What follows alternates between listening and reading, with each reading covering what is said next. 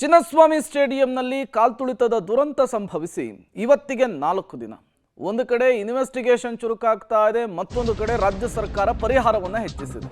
ಇದರ ನಡುವೆ ಆರ್ಸಿಬಿ ಸಂಭ್ರಮಾಚರಣೆಯಲ್ಲಿ ಘೋರ ದುರಂತ ಹೇಗೆ ಸಂಭವಿಸಿತು ಅನ್ನೋದಕ್ಕೆ ಮತ್ತೊಂದು ದೃಶ್ಯ ಸಿಕ್ಕಿದೆ. ಈ ದೃಶ್ಯ ಅತ್ಯಂತ ಭಯಾನಕವಾಗಿದೆ. ಭೀಕರ ಕಾಲ್ತುಳಿತದ ಮತ್ತೊಂದು ದೃಶ್ಯ ಈಗ ಬಯಲಾಗ್ತಾ ಇರುವಂಥದ್ದು. ಸ್ಟೇಡಿಯಂ ಗೇಟ್ನ ಬಳಿ ಫ್ಯಾನ್ಸ್ನ ನಡುವೆ ನುಗ್ಗಲುಂಟಾಗಿದೆ.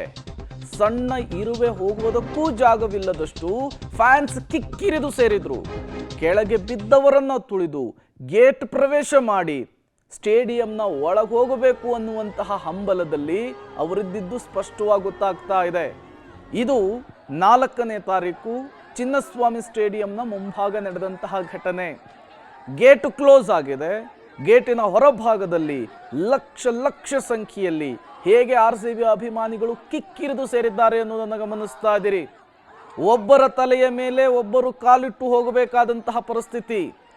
ಎಲ್ಲರಿಗಿದ್ದಿದ್ದು ಉದ್ದೇಶ ಒಂದೇನೆ, ಆದಷ್ಟು ಬೇಗ ಗೇಟ್ ಒಳಗಡೆ ಹೋಗಬೇಕು, ಆದಷ್ಟು ಬೇಗ ಚಿನ್ನಸ್ವಾಮಿ ಸ್ಟೇಡಿಯಂನಲ್ಲಿ ಕೂರಬೇಕು, ಆರ್ಸಿಬಿ ಸಂಭ್ರಮಾಚರಣೆಯಲ್ಲಿ ಭಾಗಿಯಾಗಬೇಕು, ತಮ್ಮ ನೆಚ್ಚಿನ ಕ್ರಿಕೆಟರ್ಸ್ ಅನ್ನು ನೋಡಬೇಕು ಅಂಥೇಳಿ.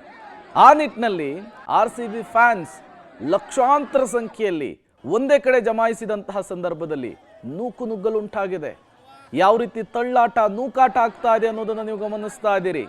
ಮತ್ತೊಂದು ಕಡೆ ಅಲ್ಲಿದ್ದಂತಹ ಸಿಬ್ಬಂದಿಗಳು ಸಿಕ್ಕವರ ಮೇಲೆ ಕೋಲಿನಿಂದ ಹಲ್ಲೆ ಮಾಡ್ತಾ ಇರುವಂತಹ ವಿಜುವಲ್ಸ್ ಅನ್ನು ಕೂಡ ಗಮನಿಸ್ತಾ ಇದ್ದೀರಿ. ಅಂದ್ರೆ ಕಂಟ್ರೋಲ್ ಮಾಡೋದಕ್ಕೆ ಆ ಕ್ರೌಡನ್ನ, ಎಲ್ಲರೂ ಕೂಡ ಯೂತ್ಸ್ ಆಗಿರೋದ್ರಿಂದ ಆ ಫೋರ್ಸ್ ಕೂಡ ಜಾಸ್ತಿ ಇತ್ತು. ಯಾವುದೇ ಕಾರಣಕ್ಕೂ ಕೂಡ ಪರಿಸ್ಥಿತಿ ನಿಯಂತ್ರಿಸುವುದಕ್ಕೆ ಕಷ್ಟ ಸಾಧ್ಯವಾಗ್ತಿತ್ತು ಅನ್ನೋದು ಕೂಡ ಗೊತ್ತಾಗ್ತಾ ಇದೆ. ನೀವು ಗಮನಿಸ್ತಾ ಇದ್ದೀರಿ, ಬೆರಳೆ ಎಣಿಕೆಯಷ್ಟು ಪೊಲೀಸರಿದ್ದಾರೆ. ಆ ಕ್ರೌಡನ್ನು ಕಂಟ್ರೋಲ್ ಮಾಡೋದಕ್ಕೆ ಅವರು ಹರಸಾಹಸ ಪಡಬೇಕಾದಂತಹ ಪರಿಸ್ಥಿತಿ. ಈ ಕಡೆಯಿಂದ ತಳ್ಳಿದ್ರೆ ಆ ಕಡೆ ಹೋಗ್ತಾರೆ, ಆ ಕಡೆ ತಳ್ಳಿದ್ರೆ ಈ ಕಡೆ ಬರ್ತಾರೆ.